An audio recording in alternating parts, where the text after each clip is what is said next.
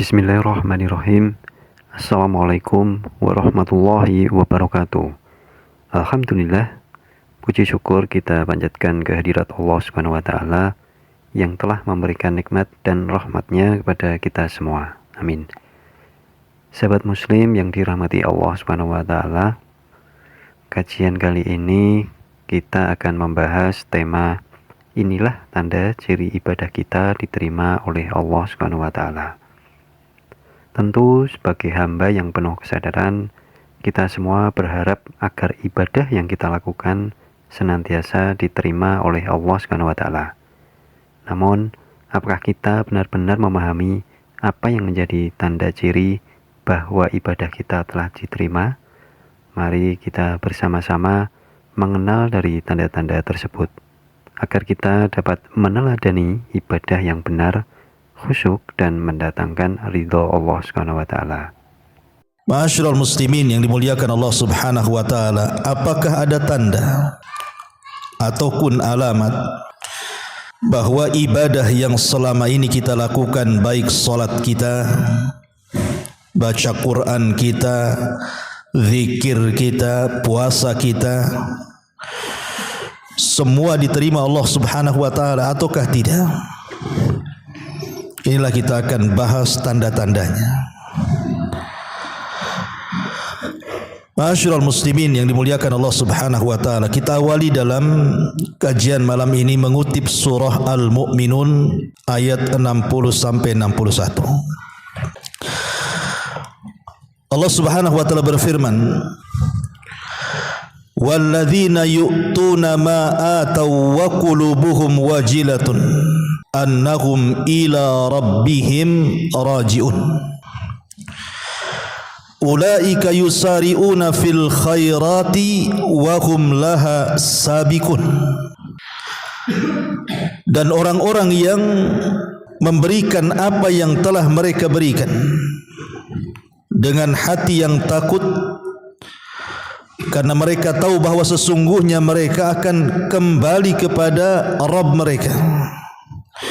Mereka itulah orang-orang yang bersegera untuk mendapatkan kebaikan-kebaikan, dan merekalah orang-orang yang segera akan memperolehnya. Al-Imam Ahmad dan juga Tirmidzi serta Imam Ibnu Majah meriwayatkan tentang asbab nuzul daripada surah Al-Mu'minun 60 sampai 61 ini. Dari Aisyah radhiyallahu anha, dia mengatakan, "Qultu ya Rasulullah,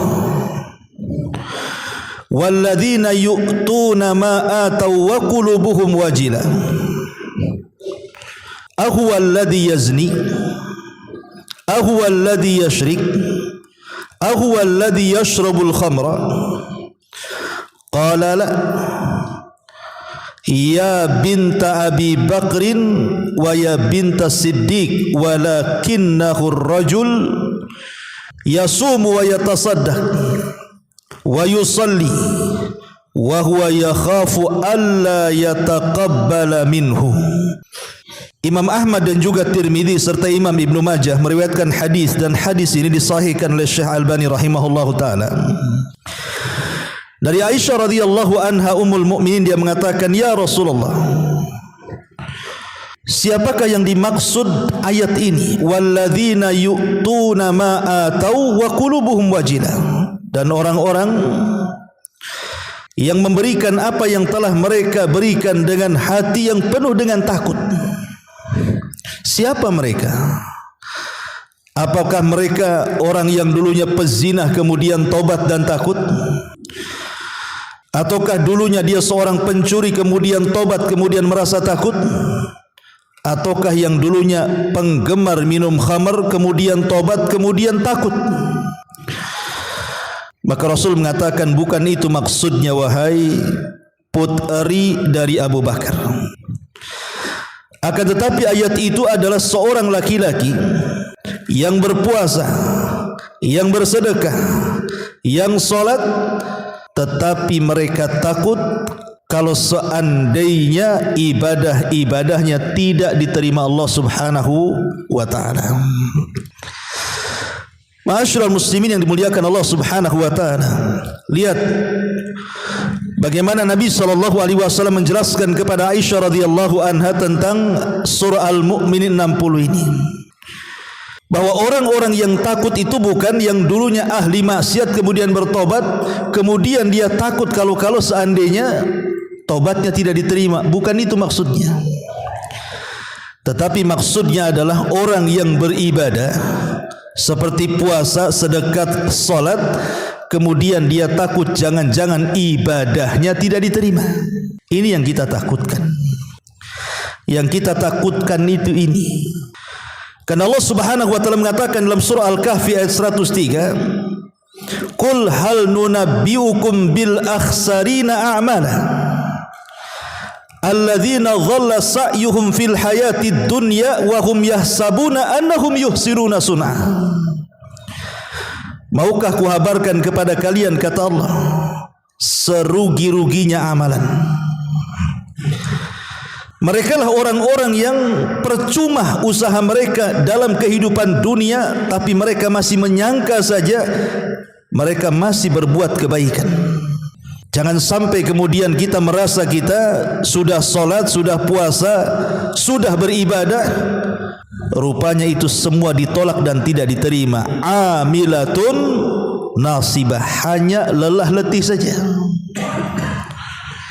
Ma'asyiral muslimin yang dimuliakan Allah Azza wa Jalla, lihat Ibrahim alaihi salatu wassalam.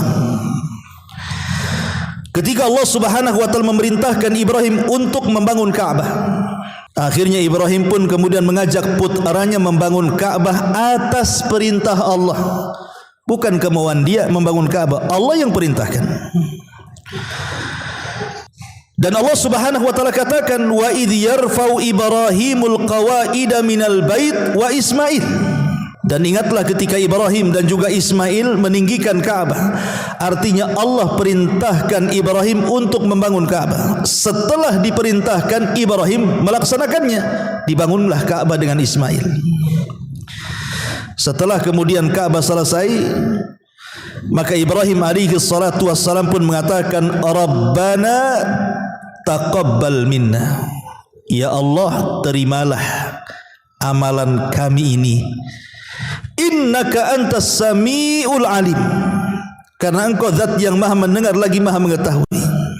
Lihat, kalau sekelas Ibrahim saja dia masih meminta kepada Allah untuk diterima amalannya, padahal yang memerintahkan membangun Ka'bah adalah Allah, dan yang membangunnya juga seorang Nabi, bahkan Khalilur Rahman, bahkan Abul Anbiya, bapaknya para Nabi.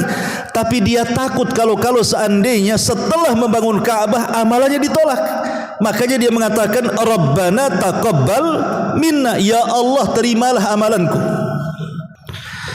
Ma'asyiral muslimin yang dimuliakan Allah Azza wa Jalla, kata Syekh Muhammad ibn Abdul Wahhab rahimahullahu ta'ala, dia mengatakan, lihat, jalalullah wa azamatuh fi qulubil ladzina ya'rifuna.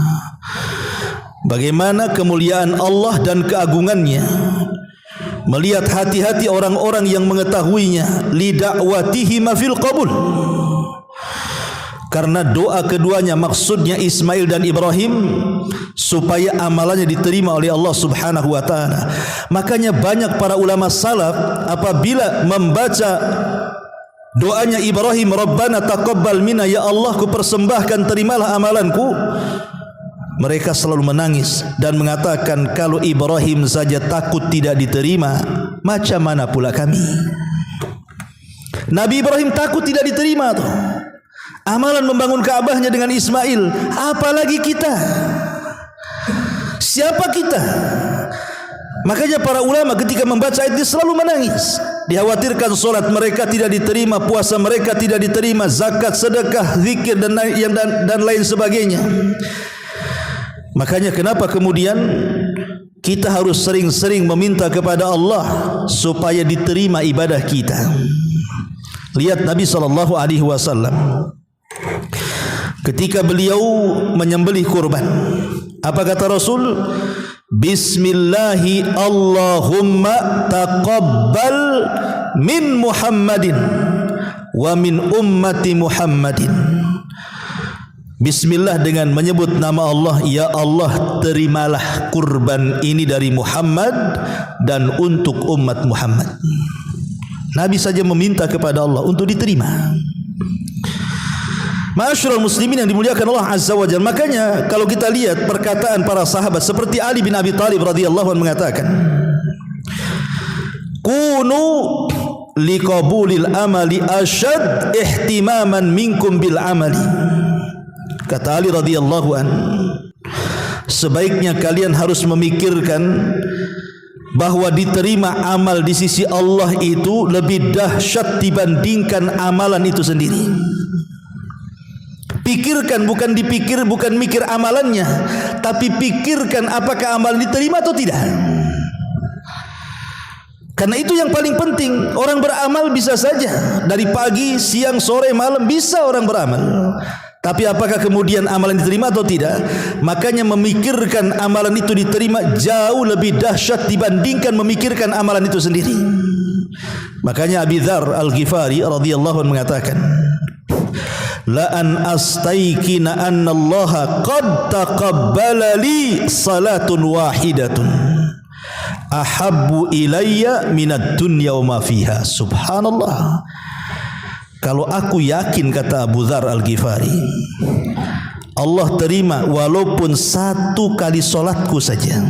Aku tahu nih, umpamanya seumur hidup ini entah berapa ribu kali saya solat, tapi mungkin satu kali solat aku tahu ini yang diterima. Kata Abi Dzar Al-Ghifari radhiyallahu mengatakan, itu lebih aku cintai dibandingkan dunia dan isinya. Itu lebih aku cintai dibandingkan dunia dan isinya. Kenapa? Karena Allah berfirman, innama yataqabbalullahu minal muttaqin. Karena Allah hanya menerima ibadah itu dari orang-orang yang bertakwa. Ketika kita tahu amalan kita diterima, berarti Allah menganggap kita ini orang yang bertakwa. Kalau kita tidak tahu, berarti masih memungkinkan takwa, masih mungkin kita tidak takwa. Tapi kalau kita tahu Allah Subhanahu wa taala menerima ibadah kita, secara otomatis berarti Allah menganggap kita ini minal muttaqin, orang yang bertakwa.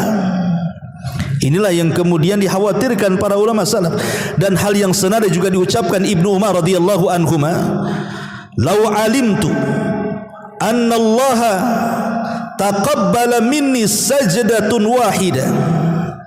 Kalau Allah tahu, kalau aku tahu Allah menerima satu sujudku saja, kemudian dia mengatakan, maka aku lebih senang dan aku siap untuk mati. Kalau aku tahu satu sujudku saja diterima, aku sudah siap mati. Kenapa? Karena Allah sudah menganggap kita ini orang bertakwa, dan surga hanya diperuntukkan untuk orang-orang yang bertakwa. Makanya kalau kita lihat bukan hanya perkataan para sahabat, lihat perkataan para tabi'in. Seperti yang dikatakan Imam Malik ibn Dinar rahimahullahu taala, al-khawfu 'alal amal alla yuqbal asyad minal amal. Hendaklah perasaan memperbaiki ibadah kita. Kalau tidak itu, maka tidak akan pernah berkualitas ibadah kita. Ya gitu-gitu saja ibadahnya, karena tidak terpikir oleh kita apakah diterima atau tidak. Ma'asyiral muslimin yang dimuliakan Allah Azza wa Jalla, tentu kalau bicara soal qabuli ta'ah, bahwa amalan ini diterima oleh Allah Azza wa Jalla atau tidak, itu ada syarat dan alamat. Ada syarat dan alamat. Adapun syarat maklum, sesuatu yang sudah jelas, yang sering kita jelaskan, bahwa syarat diterima amal itu dua. Pertama, dibangun di atas keikhlasan kepada Allah Azza wa Jalla. Yang kedua, dibangun di atas ittiba, mencontoh Nabi SAW. Ini sepakat. Kalau ibadah hanya ikhlas tidak ittiba, maka terjerumus kepada bid'ah. Kalau hanya kemudian ittiba tapi tidak ikhlas, maka terjerumus kepada kesyirikan. Kalau tidak ikhlas dan ittiba, maka terjerumus kepada syirik dan bid'ah. Tapi kalau dua-duanya dilaksanakan, maka dialah orang yang paling ikhlas dan orang yang paling ittiba. Itulah syarat orang ketika beramal diterima Allah Subhanahu wa taala. Dua perkara ini tidak boleh hilang. Ini disebut namanya syartu qabulil amal. Syarat diterima sebuah amal. Adapun alamatnya, disebutkan oleh para ulama, memang tidak ada alamat yang jelas bahwa amalan kita itu diterima oleh Allah, tidak ada. Maksudnya pamannya kalau yang diterima amal nampak mukanya terang cerah gitu ya, tidak ada sebenarnya. Yang jelas-jelas itu tidak ada. Tetapi para ulama berusaha untuk berijtihad mereka dengan beristimbat kepada dalil-dalil bahwa jikalau seseorang itu memenuhi beberapa kriteria yang akan saya sebutkan, berarti berbahagialah, amalan kita insya Allah diterima. Ya, apa saja itu? Yang pertama, adamur ruju' ila dzambi ba'da ta'ah. Tidak kembali kepada dosa setelah dia melaksanakan ketaatan. Dia tidak kembali melakukan dosa setelah dia melaksanakan ketaatan kepada Allah Subhanahu wa taala. Apa maksudnya di sini? Apabila seseorang kemudian melakukan dosa kemudian bertobat, setelah bertobat dia iringi perbuatan-perbuatan buruk yang dulu pernah dikerjakan, sekarang dia ganti dengan perbuatan baik. Dulu tidak pernah puasa, setelah tobat akhirnya rajin puasa. Dulu tidak pernah solat, setelah tobat akhirnya rajin solat. Dulu tidak pernah ngaji, setelah tobat akhirnya ngaji. Dia ikuti perbuatan buruk dengan kebaikan.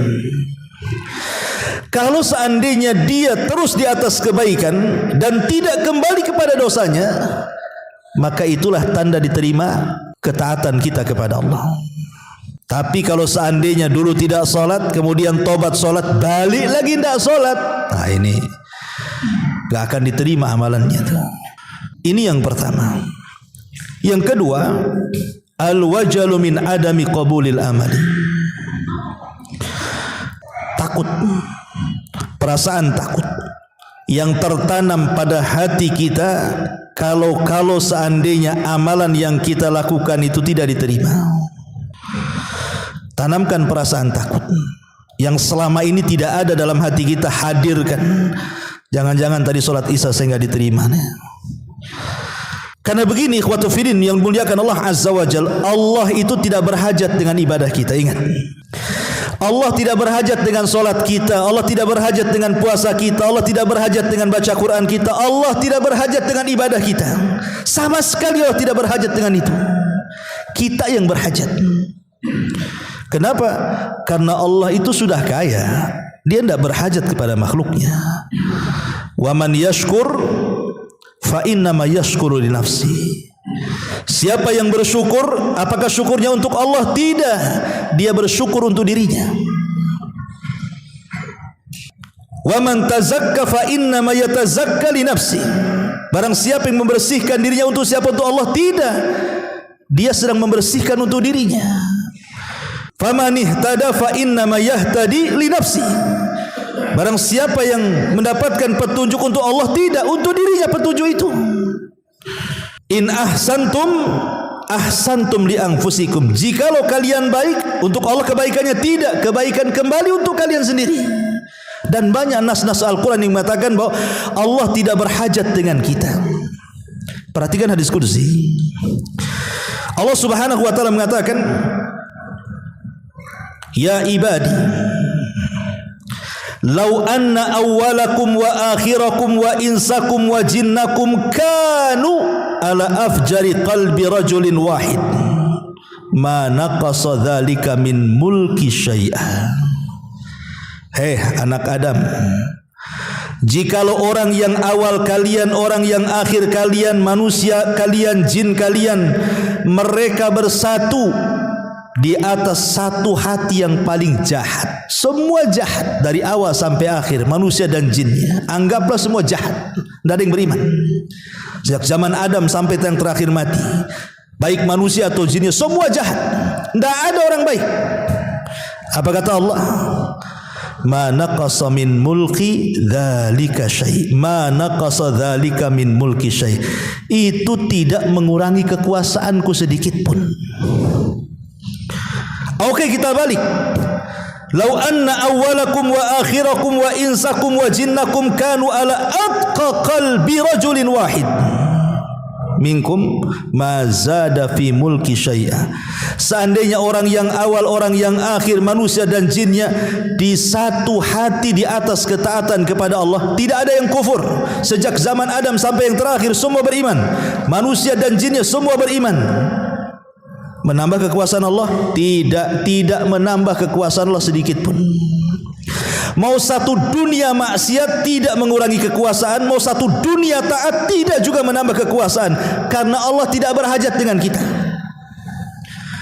Yang ingin saya katakan, kalau Allah kita tahu Allah tidak berhajat dengan kita, maka sudah selayaknya ada perasaan takut dalam hati kita ini. Jangan-jangan ibadah kita nggak diterima karena Allah nggak berhajat dengan ibadah kita kok.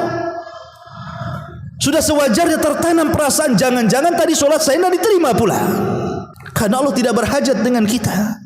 Allah Maha Kaya. Kita yang berhajat dengan Allah, lah bentuk hajat kita dengan Allah tertanam perasaan takut jangan-jangan pula ibadah tadi tak diterima. Kalau ada perasaan seperti ini, kata ulama, ketahuilah itulah alamat qabulul amal. Justru itulah alamat amal antum diterima. Ini yang kedua. Yang ketiga, at-taufiq ila a'malin salihatin ba'daha. Mendapatkan taufik untuk terus melahirkan dari satu amalan ke amalan berikutnya. Fa idza faragta fansab. Apabila engkau telah melaksanakan satu ibadah, lekas berganti kepada ibadah yang lainnya. Dari sini Hasan Al-Basri rahimahullahu taala, sayyidut tabi'in, pemimpin para tabi'in, mengatakan apa?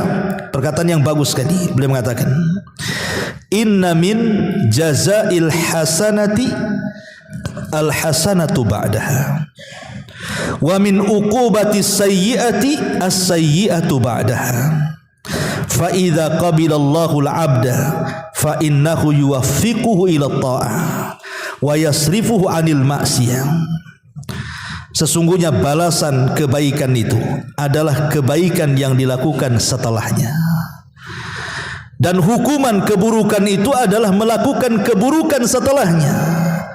Karena apabila Allah menerima amalan seorang hamba, pasti Allah akan berikan taufik dengan diarahkan kepada ketaatan yang melahirkan ketaatan berikutnya. Ya, perkataan beliau. Jadi tanda di amalan kita diterima ini, ketika kita sanggup melahirkan satu amalan, terlahir amalan yang lain dari amalan yang kita amalkan itu. Umpamanya kita sudah berusaha istiqomah salat wajib, kemudian beralih ke salat sunnah, anggap saja salat duha. Ketika kita sudah terbiasa dengan duha, mulailah kita memulai dengan salat malam. Solat yang paling sulit dilakukan karena harus bangun tengah malam, ngantuk-ngantuk kan. Kemudian dari solat malam, tahajud itu melahirkan solat sunnah-sunnah yang lainnya. Itulah yang kemudian Allah Subhanahu wa taala katakan apa? Fa amma man a'ta wattaqa wa saddaqa bil husna fasanuyassiruhu lil yusra. Fa amma man a'ta, siapa yang memberikan dengan hartanya, dengan ilmunya, dengan tenaganya, dengan waktunya lillah, untuk Allah. Fa amma man a'ta wattaqa, di mana dia melakukan itu karena ketakwaan kepada Allah. Wa saddaqa bil husna, dan yakin ada balasan dari Allah, dari sorga. Apa kata Allah? Fasanuyassiruhu lil yusra, jalan dia sudah mudah, Allah mudahkan. Maknanya Kita sudah mudah mengamalkan satu amalan, maka ketika kita mengamalkan yang lainnya, Allah lebih mudahkan lagi. Itulah yang disebut dengan amal melahirkan amal. Ketika satu amal melahirkan amal yang lain, amal yang lain melahirkan amal yang lain, amal yang lain melahirkan amal yang lain, maka kita akan menutup dengan amalan itu husnul khatimah. Husnul khatimah. Perhatikan ucapan Ibnu Katsir rahimahullahu taala, bagus sekali. Apa kata Imam Ibnu Katsir rahimahullahu taala? Laqad ajrallahu al-karim adatuhu, laqad ajral karim adatahu bi karamihi, anna man 'asha ala syai'in mata 'alaihi, wa man mata 'ala syai'in bu'itsa 'alaihi yaumal qiyamah, faman 'asa 'ala ta'ah ya'ba karamullah an yamutu 'ala al-ma'siyati. Apa kata Imam Ibnu Katsir rahimahullahu taala ad-Dimashqi ini, Abul Fida? Sungguh Allah subhanahu wa ta'ala dengan kemuliaannya, dengan kemurahannya akan memperjalankan manusia sesuai dengan adat kebiasaannya. Barang siapa dia hidup di atas sesuatu, maka mati pun akan di atas sesuatu yang biasa dia lakukan. Dan barang siapa yang mati di atas sesuatu yang ia lakukan, maka dia akan dibangkitkan pun sama dengan sesuatu yang biasa dia lakukan.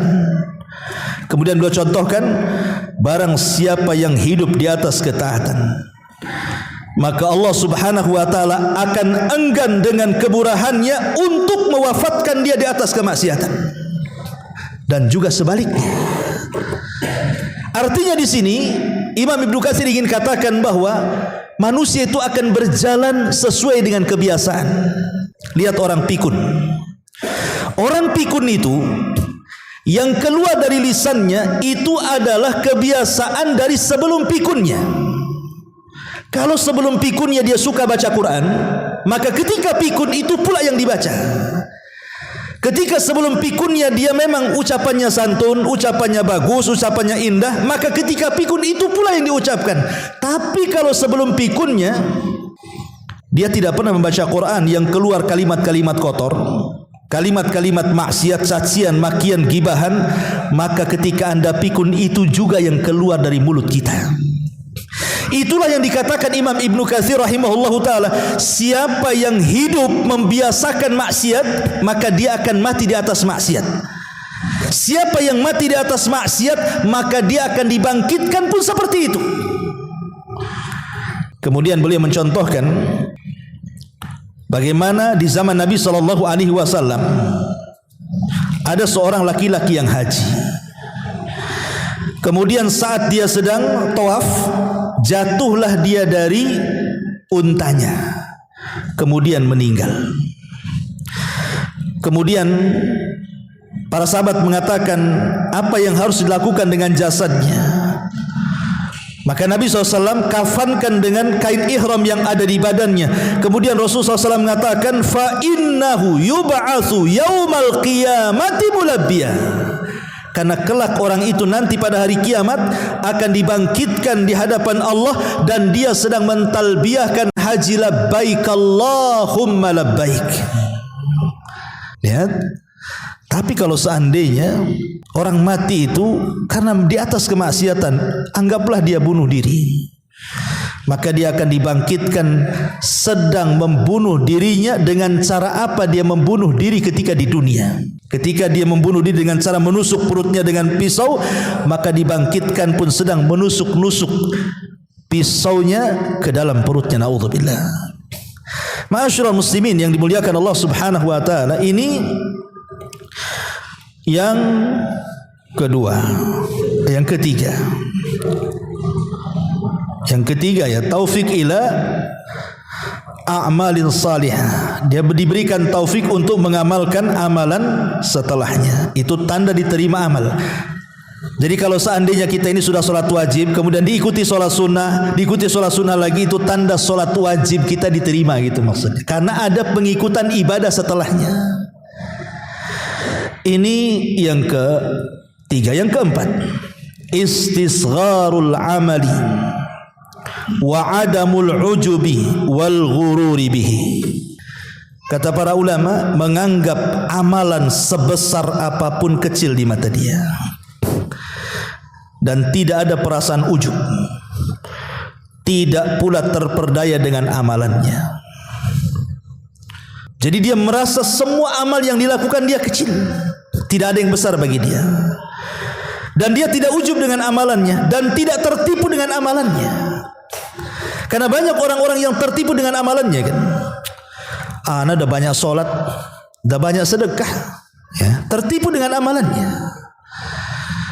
Semua sudah saya lakukan, apalagi ini Ustaz katanya. Saya sholat sudah, puasa sudah, dihitung dia. Itu kan merasa apa? Tertipu dengan amalannya kan. Tetapi tanda diterima amal itu adalah ketika kita tidak merasa besar dengan amalan kita, ketika kita tidak tertipu dengan amalan kita, dan tidak ada ujub dengan amalan kita. Bagi kita amalan besar, amalan kecil sama saja. Itulah kalau sudah perasaan itu yang tertanam, itulah tanda-tanda amalan kita diterima Allah Subhanahu wa taala. Sufyan ibn Uyainah, Imamul Makkah, mengatakan, qala Abu Hazim, menukilkan perkataan Abu Hazim, dia mengatakan, Uktum hasanatika ashad mimma taktum sayyiatika. Sembunyikan kebaikanmu, menyembunyikan kebaikanmu itu lebih dahsyat dibandingkan engkau menyembunyikan keburukanmu. Kalau bisa menyembunyikan kebaikan, itu lebih diprioritaskan dibandingkan menyembunyikan keburukan. Sebab keburukan itu secara tabiat memang orang kalau bisa jangan tahu. Tabiat kita sudah ngomong kan gitu. Kalau bisa orang nggak tahu kita maksiat itu, karena terkadang ada maksiat itu membongkar aib kita, malu pula kita jadinya. Karena yang namanya dosa itu kata Rasulullah, mahaka fi sadrik wa karihta an yattali alaihin nas. Namanya dosa itu sesuatu yang kita sembunyikan dalam hati dan kita tidak suka manusia tahu. Itulah makna dosa. Makna dosa itu adalah sesuatu yang kita sembunyikan dan kita benci kalau orang tahu. Makanya kemudian kata Sufyan ibn Uyainah menukilkan perkataan Abu Hazim, menyembunyikan kebaikan itu harus diprioritaskan dibandingkan menyembunyikan keburukan. Karena secara otomatis keburukan itu pasti disembunyikan. Tapi menyembunyikan kebaikan itu bukan perkara mudah. Terkadang ya, sebenarnya sih kebaikan yang antum lakukan itu sudah lama sebenarnya, entah 10 tahun yang silam, 15 tahun yang silam.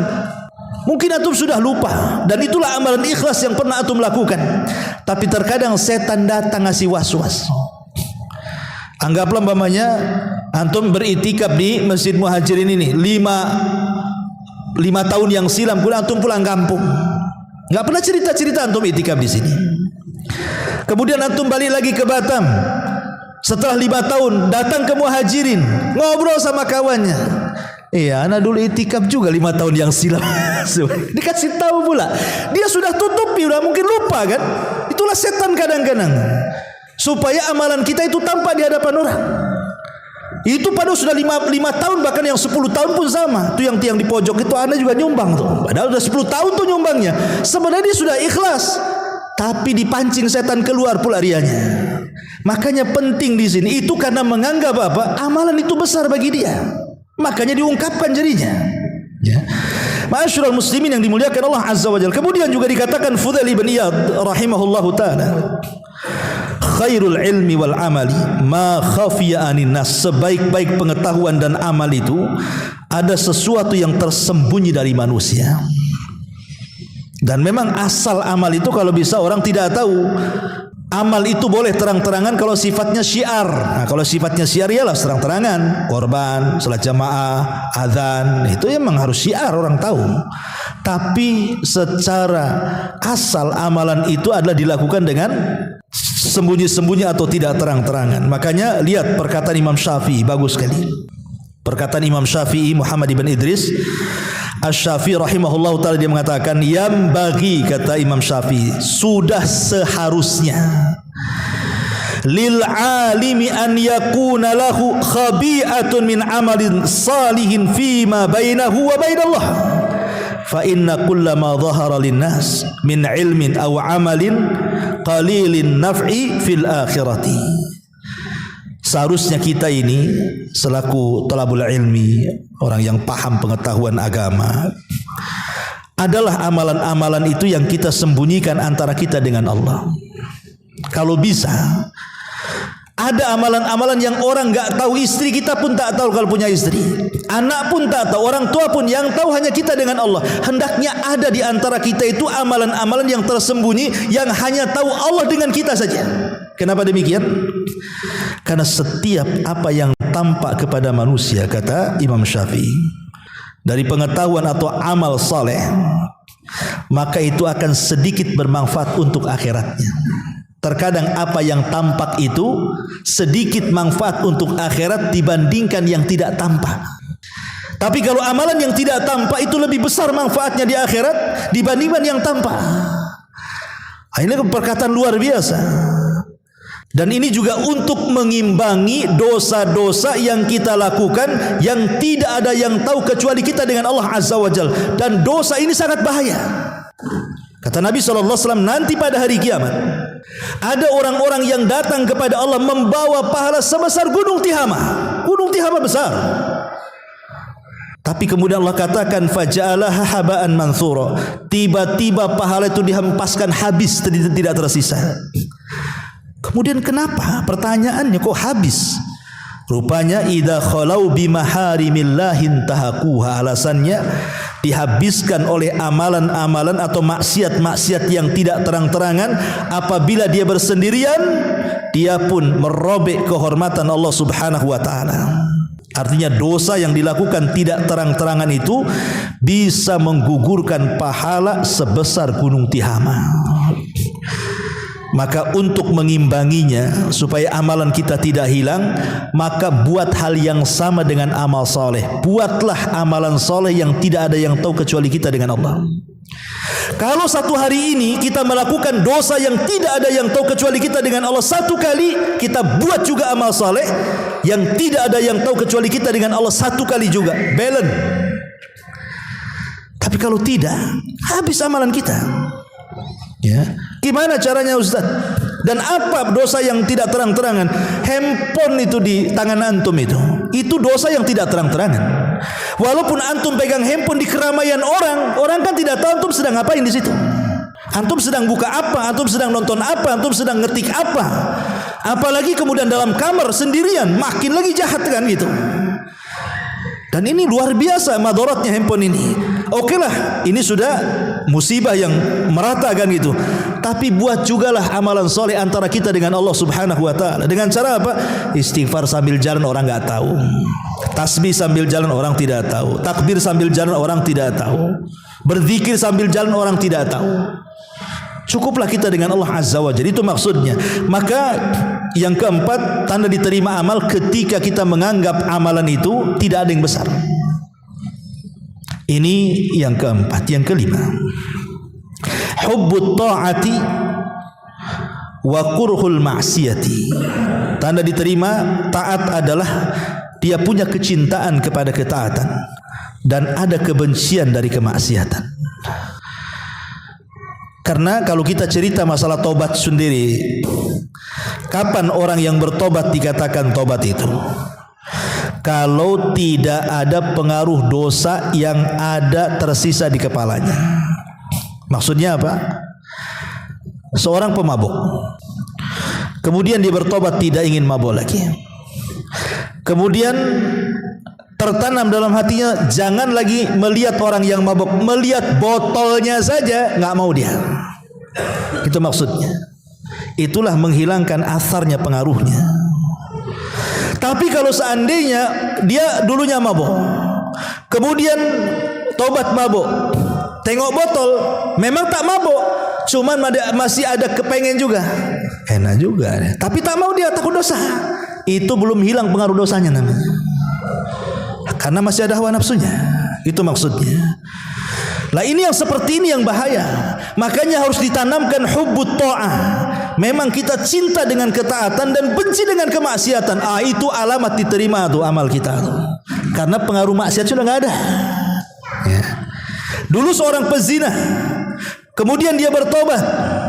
Jangankan lagi melihat filmnya gitu ya, film porno atau yang tidak layak ditonton. Lihat perempuan yang buka aurat, benci, naudzubillah. Ya. Itu betul-betul hilang pengaruh maksiatnya. Tapi kalau dulunya seorang pezina, kemudian tobat berzina, nampak pula wanita di jalan, teringat dulu masa dulu. Tapi dia takut karena takut dosa. Itu belum hilang itu pengaruh maksiatnya. Itu maksudnya. Nah, kalau dia betul-betul hilang pengaruh maksiatnya, itulah tanda bahwa amalan kita diterima. Itu maksudnya. Ini yang kelima. Yang keenam, ar-raja'u wa kathratud du'a. Menanamkan harapan dan memperbanyak doa. Terus berdoa dan berharap. Apa yang bisa kita lakukan selain doa dan harapan kan itu? Berdoa agar amalan-amalan kita diterima dan berharap agar amalan-amalan kita berpahala. Cuman dua itu. Berdoa agar amalan kita diterima, berharap agar amalan kita berpahala. Kalau itu yang ada pada hati kita, terus berdoa kepada Allah. Makanya para salaf apabila di bulan Ramadan, sebelum Ramadan, 6 bulan sebelum Ramadan, mereka mengatakan, ya Allah, pertemukan aku dengan Ramadan. Masuklah mereka di bulan Ramadan. Setelah Ramadan, 6 bulan setelahnya, dari start keluar Ramadan sampai 6 bulan, maka mereka terus mengatakan, ya Allah, terimalah Ramadanku, ya Allah, terimalah Ramadanku selama 6 bulan. Itu yang dilakukan para salaf. Karena mereka takut kalau seandainya amalan mereka tidak diterima. Ketika ada perasaan kita berdoa kepada Allah, terus meminta agar amalan kita diterima dan ada harapan mudah-mudahan berpahala, maka itu tanda alamat tuh bahwa amalan kita diterima. Kemudian yang nomor 7, at-taisir lit-ta'ati wal ibti'ad anil ma'siyati. Mudah melakukan ketaatan. Kayaknya mudah sekali. Tidak ada beban karena hatinya insirah, hatinya lapang. Hatinya lapang, enggak ada beban-beban sama sekali dalam melakukan ibadah itu. Contoh namanya salat. Salat ini kan, orang yang salat itu terbagi dua kelompok tuh. Pertama, salat karena sebuah kebutuhan, yang kedua salat karena sebuah beban. Kan ada dua orang salat tuh. Memang kebutuhan ataupun memang beban. Bagi yang melakukan solat, antum solat di solat duhur atau solat isya tadi, habis solat isya itu plong rasanya seperti antum bayar hutang. Berarti itu menjadikan solat itu sebagai beban. Ya.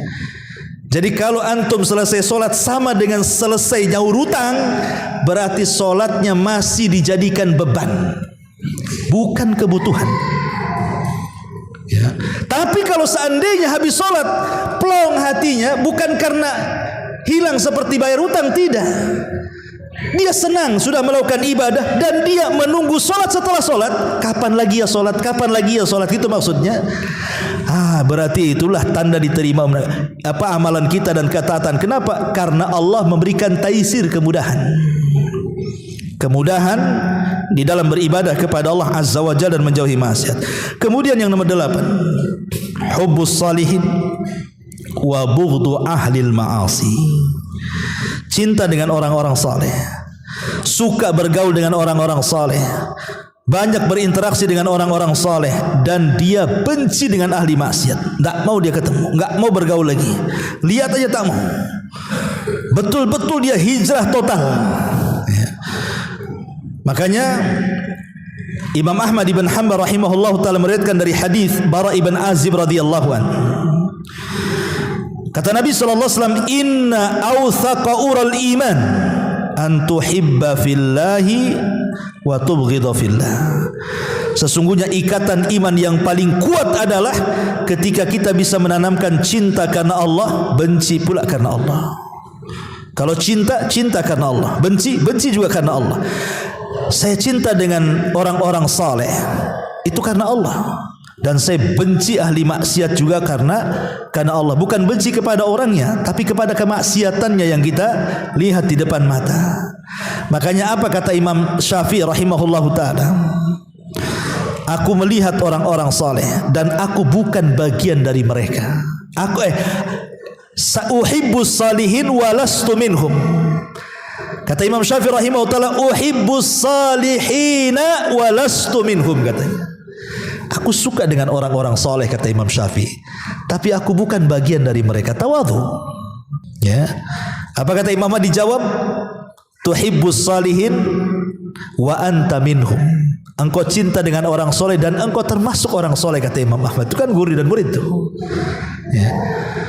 Lihat bagaimana Imam Syafi'i rahimahullah ta'ala, saya cinta dengan orang-orang soleh walaupun saya tidak seperti mereka. Karena kalau tidak cinta dengan orang-orang soleh, cinta sama siapa? Berarti lawannya orang-orang toleh, orang-orang jahat kan gitu. Maka ini tanda diterima amal kita itu kalau tertanam pada hati kita yang bergaul ya dengan orang-orang yang baik saja. Dia nggak mau bergaul dengan orang yang jahat. Nah, ini nomor 8. Nomor 9, kasratul istighfar. Ketika lisannya basah dengan istighfar, terus beristighfar. Walaupun dia tidak merasa berbuat dosa, tidak apa-apa, beristighfar saja. Karena istighfar itu tidak mesti berbuat dosa. Seperti Nabi SAW beristighfar sehari itu 70 sampai 100 kali. Apa Nabi berbuat dosa? Kan tidak. Bisa saja istighfar itu dalam bentuk tajdidut taubah, pembaharuan tobat. Tapi kalau kita ya sudah jelas banyak dosa. Hari-hari kita ke pasar, hari-hari kita melihat aurat, hari-hari kita melihat handphone, hari-hari juga kita melihat aurat, hari-hari mata kita memandang yang haram. Lisan kita pula tidak mau istighfar. Gimana ceritanya? Ya. Jadi kalau Nabi beristighfar itu bukan karena berbuat dosa. Kalau kita mengistighfar kan banyak dosanya kan gitu. Makanya jangan sampai kemudian kita sakit hati gara-gara tidak bertobat kepada Allah Azza wa Jalla dengan perbanyak istighfar. Dan yang nomor 10, al-mudawamatu 'alal a'mali shalihah. Membiasakan, mendawamkan itu artinya istiqomah.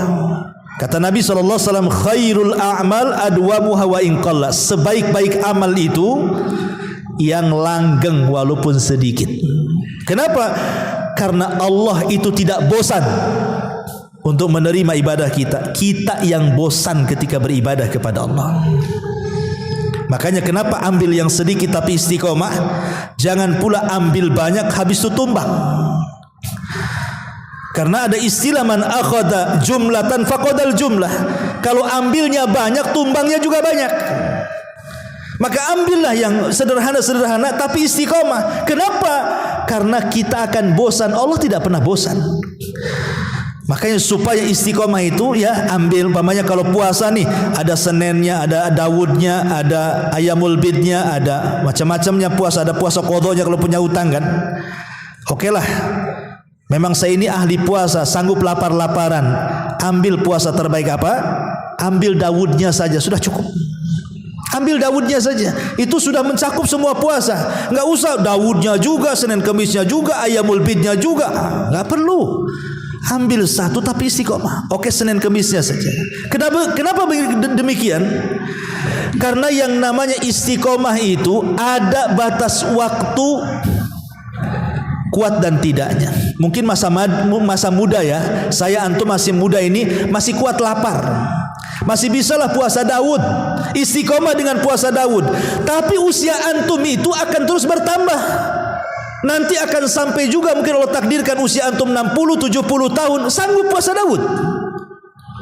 Berarti kalau tidak sanggup nanti hilang istiqomahnya kan? Kita mikir juga masa tua nih, macam mana amalan ini bisa langgeng sampai masa tua, sampai mati gitu maksudnya. Kalau kita langsung ngambil yang berat, mungkin 20-30 tahun masih kuat. Kalau sudah tua mana bisa kuat lagi? Kalau begitu terpikirlah ada Senin Kemis saja lah. Umpamanya seperti itu, supaya bisa istiqomah terus. Ya. Ma'asyiral muslimin yang dimuliakan Allah Azza wa Jalla. Kemudian juga yang nomor 11,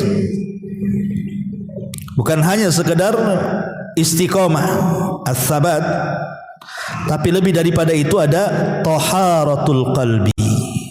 Ketika hati ini bersih, tidak ada hasad, tidak ada dendam, tidak ada penyakit, pokoknya bersih, lapang dada itu kayaknya. Dan lapang dada ini luar biasa. Memang sulit. Kalau antum punya mobil ingin bersih, masukkan ke karwas, kinclong. Rumah kotor, sewa pembantu, pel, sebentar saja bersih, bisa ngaca pula kita di keraminya. Apalagi semua benda di depan kita itu bisa dibersihkan. Tapi hati sulit untuk membersihkannya. Membersihkan hati itu bukan seperti membersihkan mobil, membersihkan rumah, membersihkan piring, tidak. Membersihkan hati itu paling sulit. Karena setiap kita bersihkan datang pula lagi kotorannya. Setiap kita bersihkan datang lagi kotorannya. Makanya tajdidul qalbi, memperbaharui hati itu harus terus setiap hari kita lakukan.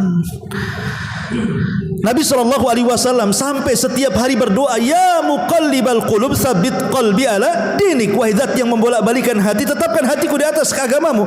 Anas ibn Malik radhiyallahu mengatakan, ya Rasulullah, apakah engkau mengajarkan doa itu untuk umatmu karena engkau takut kepada kami? Kata Rasul, iya, karena hati kalian itu berada di genggaman Ar-Rahman yang sewaktu-waktu Allah bisa memutar balikan sesuai dengan kehendaknya. Namanya hati itu bisa sesat, bisa dapat hidayah. Ada futurnya, ada semangatnya. Makanya Rasul mengatakan banyak-banyaklah berdoa seperti ini supaya hati kita itu mantap. Kalau setiap hari kita bersihkan hati itu dari itu semuanya, maka itu tanda-tandanya bahwa ketaatan kita diterima. Kemudian yang nomor 12, tadhkiratul akhirah. Dia selalu ingat akhirat. Yang diingat akhirat saja. Sampai-sampai Aisyah radhiyallahu anha pernah duduk. Kemudian Nabi SAW berbaring di pahanya. Kemudian Nabi SAW ditatap oleh Aisyah mukanya.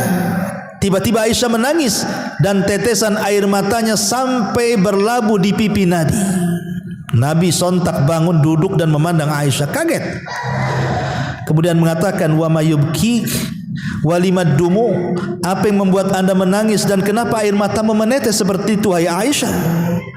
Lihat jawaban Aisyah radhiyallahu anha. Dia mengatakan, tadzakkartu yaumal qiyamah. Ketika aku memandang wajahmu, aku teringat dengan hari kiamat. Apa hubungannya? Tadzakkartu yaumal qiyamah, aku ingat hari kiamat. Ya Rasulullah, hal tadhkuru bi ahlika yaumal qiyamah? Apakah engkau akan ingat nanti pada hari kiamat dengan keluargamu, wahai Rasul? Kata Nabi SAW, amma fi thalathati mawatin fala yadhkuru ahadun ahada. Adapun di 3 tempat, wahai Aisyah, orang tidak akan ingat siapapun kecuali dirinya. Ketika di titian, ketika di telaga, dan ketika di tempat penimbangan amal. Jadi terbiasa mengingat akhirat itu, itulah yang kemudian tanda bahwa kita ini diterima amal, karena yang dipikirkan kita akhirat, itu bukan dunia. Kemudian juga yang nomor 13, berusaha untuk al-ikhlas al-amalulillah. Terus setiap hari kita membiasakan ikhlas. Setiap datang riya kita tolak, setiap datang takabur kita tolak, setiap datang ujub kita tolak. Berusaha untuk ikhlas. Ikhlas gimana caranya? Ya, karena ikhlas itu harus ada ijtihad. Makanya seorang laki-laki memberikan nasihat di hadapan Imam Hasan Al-Basri rahimahullahu taala. Faqala lahul Hasan, maka Hasan Al-Basri mengatakan kepada orang yang ngasih nasihat kepadanya, ya hadza lam astafid min mau'idatik faqad yakunu marida qalbi. Wahai tuan, apa yang kau ceramahkan kepadaku enggak masuk, mungkin karena hatiku sakit. Ini seorang Hasan Al-Basri mengatakan seperti itu. Kayaknya ceramah antum enggak masuk Ustaz ke saya ini, mungkin karena hati saya kotor. Itu maksudnya ya. Begitulah tawadunya Imam Hasan Al-Basri rahimahullahu taala. Dia minta uzur kepada yang menasihatinya. Boleh jadi hatinya banyak kotoran sehingga susah menerima nasihat orang. Seperti itu ya. Kemudian juga yang terakhir tentunya, walaupun masih banyak ya, tapi kita ambil yang terakhir, adalah berusaha untuk as-sabat. As-sabat sebenarnya dengan istiqomah sama aja artinya, tapi as-sabat ini lebih lagi. Di atasnya istiqomah lagi, lebih lagi. Jadi kalau memegang sunnah itu betul-betul memegang seperti di atas bara api gitu, dipegang betul. Mau panas mau tidak dipegang dia. Itulah as-sabat. Dan ini Allah Subhanahu wa taala katakan, innal ladzina qalu rabbunallah tsumma istaqamu tatanazzalu alaihimul malaika alla takhafu wa la tahzanu wa abshiru bil jannati allati kuntum tu'adun. Ma'asyiral muslimin yang dimuliakan Allah Azza wa Jalla, setelah kita tahu uraian sedikit, maka selaku seorang mukmin adalah berusaha untuk memanfaatkan waktu sebaik mungkin. Karena kita tidak tahu amalan kita diterima atau tidak. Tidak ada alamat yang jelas gitu maksudnya kalau amalan kita diterima. Kita kan hanya berharap dengan ciri-cirinya tadi itu, dengan yang saya sebutkan 14 ciri diterima ketaatan itu, mudah-mudahan kalau ciri-ciri itu ada pada diri kita, diterima oleh Allah Subhanahu wa taala seperti perkataan Qabil kepada Habil, innama yataqabbalullahu minal muttaqin, bahwa Allah hanya menerima amalan dari orang yang bertakwa, dan takwa itu di hati dan ada sifat-sifatnya. Sifat-sifatnya tadi itulah yang disebutkan oleh pengarang di dalam nasihatnya.